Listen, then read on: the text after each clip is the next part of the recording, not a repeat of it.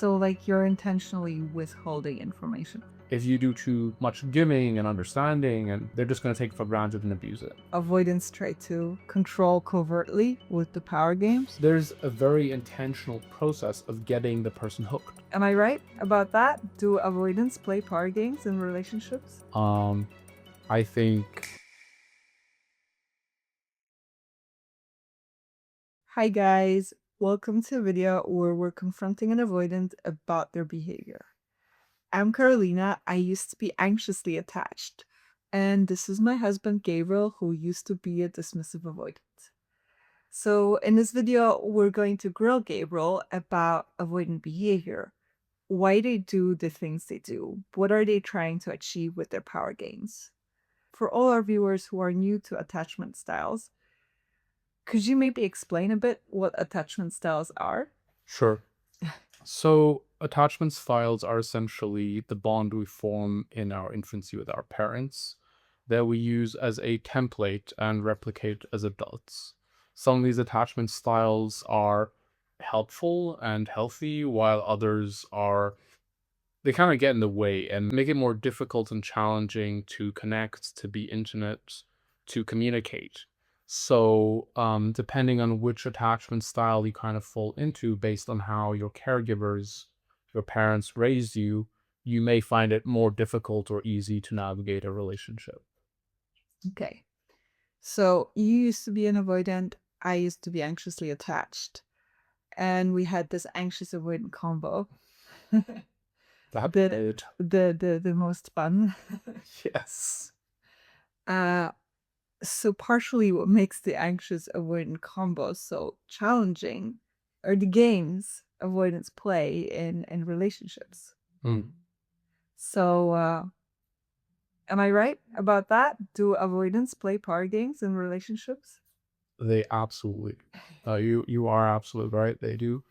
I think it's something anxious people are often not so aware of. They believe that their avoidant partner, or in some cases ex-partner, is being quite genuine and playing it, not playing it, in fact, is being pretty forthright, because they themselves, the anxious people, often are more direct and forthright.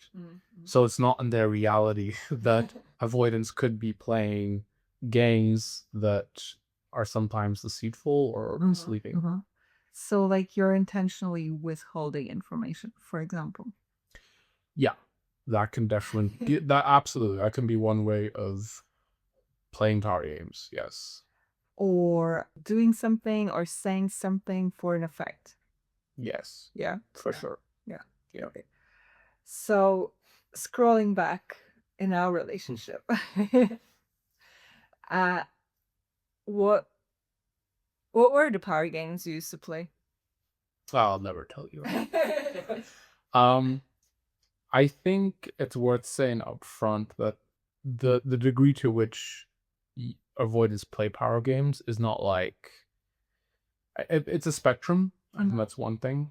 On the one hand, you have, I would say, the more innocent power games that are maybe not very conscious, they're less aware of what they're doing. And on the other side of the spectrum, you have avoidance that are maybe malicious and really like consciously misleading.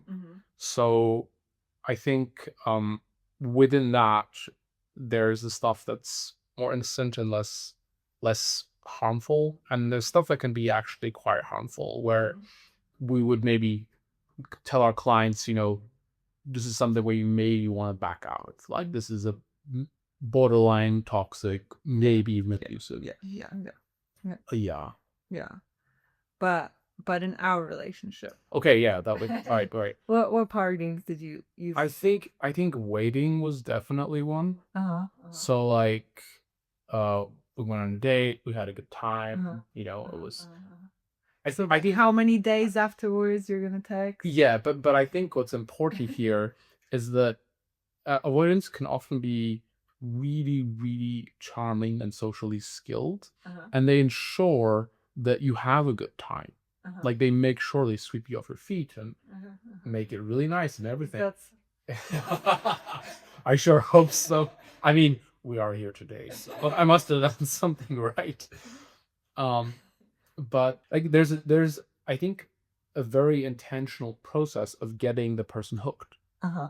right? Uh-huh. Making them feel attached or even fall in love. Uh-huh. And when they feel like they have that power, then they'll play with it and they'll respond a little less. Like whether it's like responding a couple of hours or days later, or not responding at all, or just playing hard to get. Like now that I know I have. So first you got me hooked, Yeah. and then you were testing. Yeah. Yeah. Yeah. And I would say this part is more on the conscious side. You know, this is not like, because it's not, I think part of it is also teasing and flirting, like it is. It's like keeping it challenging or something. Yeah, and spicy and interesting, you know, not just like routine and boring and predictable. Like I think it's also fun for the avoidant, you know, to keep it a game. Is it also about freedom? Like to. Right. Yeah, absolutely. I think this is where the avoidant side of things comes in, right? Avoidance, avoid. So, not wanting to put all their eggs in one basket, not wanting to commit, not wanting to give have the person attached, but not allowing themselves to become fully attached. Not lose their freedom. Yes. Not always keeping the door open. Independence. Yes. Having the way out. Yes. Not having responsibilities. Responsibilities, I'm not sure is the right word per se, but it's like having one foot out the door at all times. I think this is where a lot of anxious people can feel like, yeah, it feeds the anxiety, right? Like, is this person going to stay? Are they serious now? There's always this looming question. Yeah. And I think there also is the challenge that keeps the anxious people going. Like I can say from my own experience that it's the same, right? It's what makes it exciting. Yeah. Yeah. And like the uncertainty in a way is addictive. Yeah. There's a bit of the dynamic, right? The cycle that anxious and avoidance tend to get locked in. And I think on the one hand, it can be fun, it can be challenging for both sides, but there's a limit to that, right? If that goes on for weeks, months, then even it's stressful and yes, eats away at your confidence. Yeah, and if you have breakups in between, and that cycle continues within those, then it's also just not healthy. Yeah, and very emotionally taxing. Right. Okay, but back to power games. All right. So you're saying the waiting. That's like, so waiting how long you're going to, like waiting how long before you text again. Yes. Also waiting to respond, for example, not responding. Yes. Yeah. So that's more conscious. It's like something avoidants do on purpose to push your buttons or to have control. I think control is a major aspect for avoidance. When they feel like they're losing it, they're slipping, they will do what they need to, which is often more abandonment and rejection, to feel like they regain control. So the way it generally looks is, anxious person is maybe showing some signs of withdrawal or disinterest. The avoidant doesn't like that. They sense they're losing, and this is of course both applies for men and women, right? Avoidance, it's not specific to men. Yeah. Attachment styles, that is. And they will then play whatever power game they need to. Text when they feel like the anxious person's becoming less interested. Yes. Especially then. Especially then. So they'll throw another line, right? And give them something, breadcrumb them a little bit, to make sure that they then are interested again, right? And once the anxious snaps back into their anxious pattern and you get what I dropped. So you're saying, let me get it straight, because like that one of the typical avoidant complaints is like, you're so controlling, you're too controlling, right? Mhm. But what you're basically saying is avoidants want full control. Yeah. And when they feel like they're losing it or like it's slipping away, they're going to consciously do things that allow them to have that control again. I would say consciously, but there may be aspects that are not so conscious. Specifically, you know, a desire for full control stems from a deep-seated insecurity of some kind or some core wound. So yeah, that applied to me too. So I think some avoidance on the extreme spectrum would rather lose the relationship and have control over lose control. And that's how scary it is to them. That's how threatening it is for whatever reasons in their past. Lose control of what? I think it's primarily emotional control, like feeling like they can always change course. It's a good question. I think, like, when you think of relationship dynamics, right? Like, let's say, like, early dating stages, maybe less so. Like, it's not as visible. But if you're like engaging more, meeting each other more, maybe even living together or are married, um, the power dynamic can start to shift, right? The person that initially had more control in the relationship, and I would say it can also be financial. But often it is just the emotional side of things where they ensure their reality persists. So it's a bit like what I believe is true and what my observations, whatever I say, is de facto like what we are living by. But when people stay together for a longer period, then often that shifts a bit. And for example, your reality with us, right? Your narrative became more present, became more dominant too. So there's a battle that starts. Like, who's right? Who's wrong? I felt like with you, it was like, I don't need anybody. That was kind of. Yeah, this hyper independence. I think definitely plays a part in it. And I was like, but I need you. And you were like, but needing people is bad. And Yeah. yeah. I think, that stems from, I fall more on the dismissive avoidance side. When you have very neglectful, rejecting parents, you kind of embody that without really realizing. This is like part of the subconscious part. Like, I had no idea just how abandoning and rejecting I was being with our breakups, right? It really is a huge blind spot. And I forget your original question. I also got. But the point being, like, these core wounds can really drive that behavior. It can be like subconscious. Like, these layers were certainly for me. Like, I did not understand what I was doing and the harm it was causing. Right? No. But yeah. So power games are subconscious and they're also conscious, and they cause harm ultimately. Yeah. But they are there to ensure that avoidant feels like he or she has control so that they feel safe Yes. and so that they don't get abandoned. Ironically, that is often the motivator. Absolutely. Yeah. Yeah. Like, they are doing the very thing to their partner that they are trying to avoid. Yeah. And ironically, as we know, right? Like be controlling and Yeah. abandon. Yes. Yeah. And ironically, it often turns on them, right? Yeah. Because an anxious They person, get abandoned in exactly. The anxious person also has their limits. They're human. It can be months in, it can be years in. Yeah. But eventually, they're like, I'm done here. Like, I'm done with these games. Yeah. And that catches the avoidant off guard. Yeah. Because when an anxious person says, I'm done with the games, they usually mean it. Yeah. Versus when an avoidant says, I'm done, it's again a power game, right? I think in most cases, yes. Something in between. Yeah, yeah.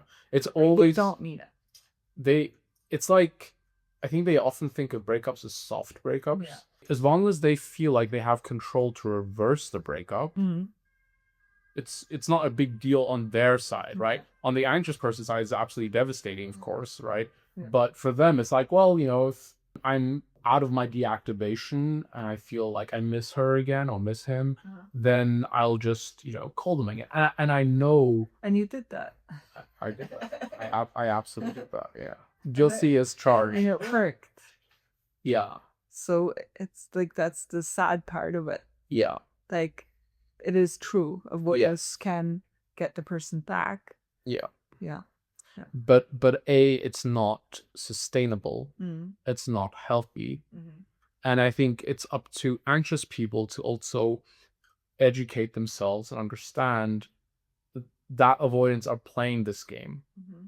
And that like endlessly giving to them and accommodating them and taking this treatment doesn't fix it. Avoidants need the carrot and the stick. Yes, loving, understanding, patience, it's all well and good. But you also need to have boundaries and say, enough is enough. Like, we're not doing this. I'm not doing this anymore for myself. Yeah. And that's often what the avoidant person needs. And I think that's very much the case with us too.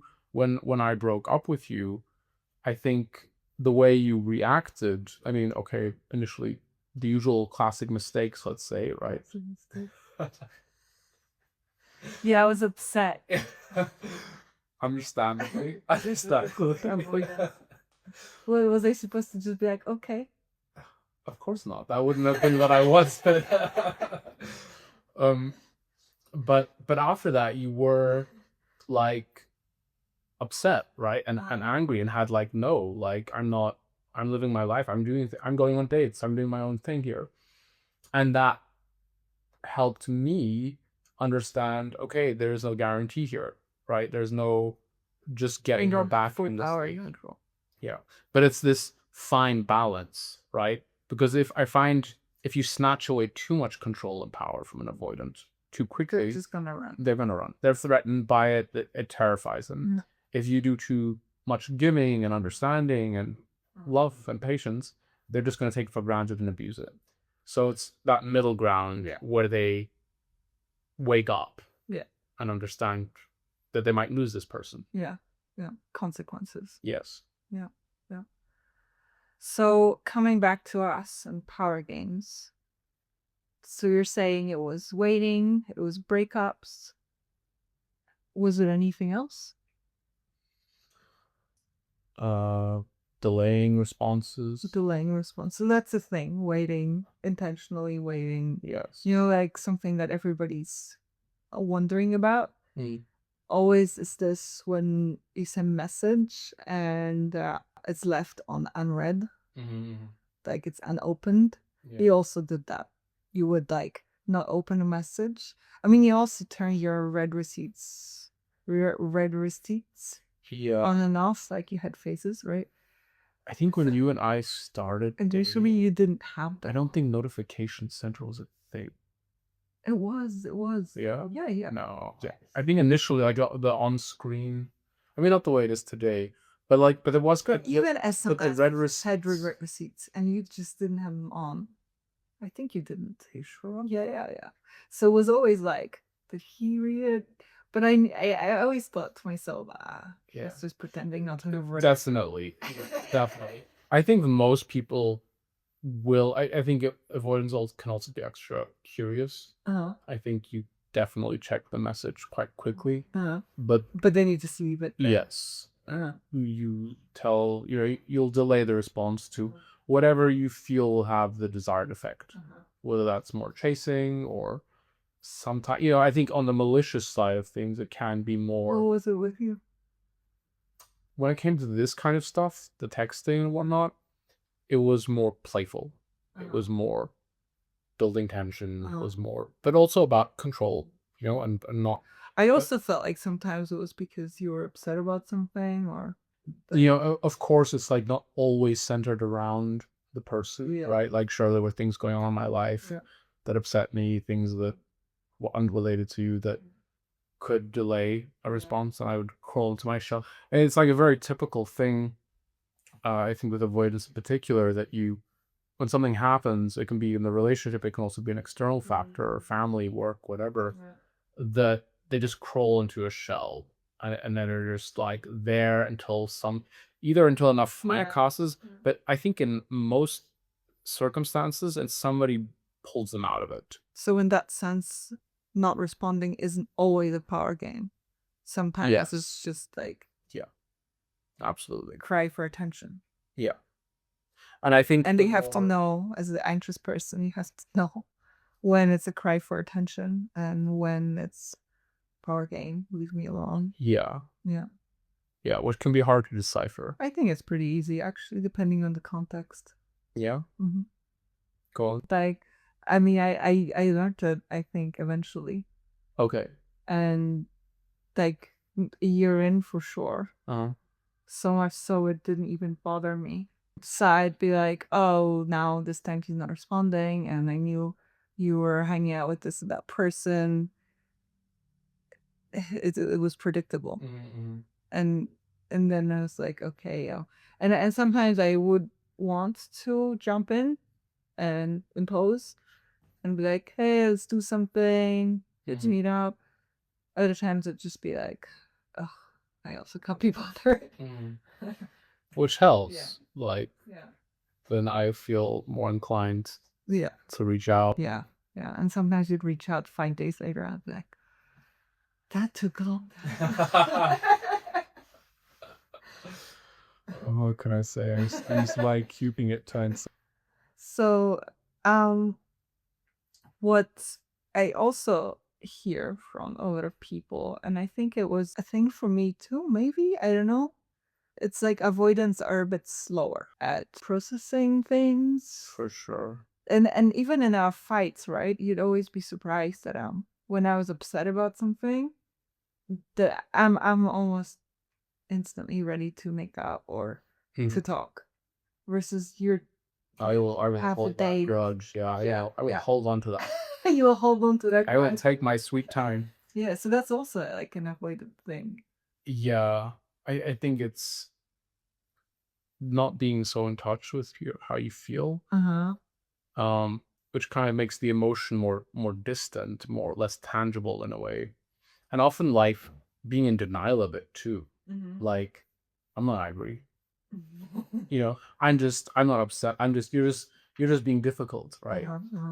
Versus owning like, yeah, that was actually really upsetting, yeah, I am pissed. Like, in most cases, it'd rather be, I think, especially if somebody's maybe more well read, is like into psychology, is into like personal growth or whatever, they will use that knowledge and be like, you're not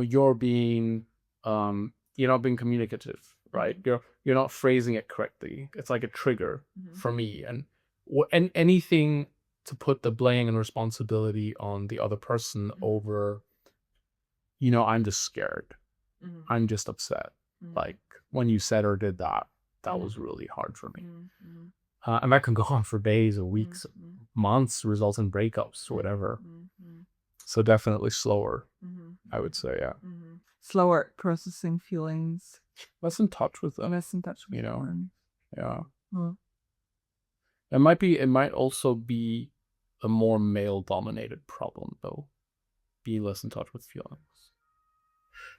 I don't know about that. Yeah. Yeah. With your clients, it's... Yeah. Well, The avoidant women, they might be and say they are in touch with feelings, but I think maybe the difference is that men are more likely to just play video games, lock up in their room and play video games or something, or bury themselves in work. Versus avoidant women do tend to party more and can be a bit more frivolous, or which, yeah, I don't know what's worse, because women also come around faster if men are generally more stubborn longer. Women might just go out and party, but right. gonna text you in the same night, Right. Yeah. But but that's not necessarily a power game then. the bunkering in, the isolation. It's No. more like No. that is genuine. Just That's a trigger. it's just Avoidant deactivates, Yeah. becomes attached, Yeah. and doesn't know how to cope. Doesn't know how to get out of it. Yes. And doesn't even know that it's happening, right? Yeah, that just adds a layer of complication. Yeah. Because from an outside perspective, it's more apparent, right? And the anxious partner might be like, you know, I'm willing to support you and help you, and you clearly seem to be. Yeah. But if the denial is too strong, the avoidant partner could just be like, "What are you talking about? Everything's great. Everything's fine. Just leave me alone. I need my space." Yeah. Yeah. Which So you didn't used to think of yourself as avoidant. no. And meanwhile, I did think, I mean, I knew I'm terrified of being abandoned. Yeah. Yeah. And not bring it up. And I think the awareness on my side about like needing control even wasn't so clear to me. Over the months, years, I would say. Okay, I mean it's like what 13 plus years for us now. We have known each other, be together. So yeah, you'd accuse me of being controlling. And then I had to point it out when you were being controlling. yeah. I guess so. I also had to point it out with me. Yeah. I was also not aware of some areas where I was controlling. Yeah. Looking back, what is your take on the avoidant behavior? I would say it's people with avoidant attachment style are likely also deeply suffering of isolation themselves. I think it's something when you grow up in an environment in a family, in an institution, whatever it may be, where that's the norm, like whether you Or everybody's separate. a separate, like you have, I think with the fearful avoidant people, and the dismissive avoidant, it's there's some differences. Yeah. But overall, like if you bundle them together in this avoidant category, there is this element of isolation, of like being alone, being more out of touch with their feelings, and it's a really hard place to be, because if you don't have an external force or some information or something educating you on this or pulling it out, that you are being avoidant in some way, shape, or form, you tend to just sit in it and just live your life that you don't see it as, you don't even see it. It's like it's not conscious. It's just like normal to you.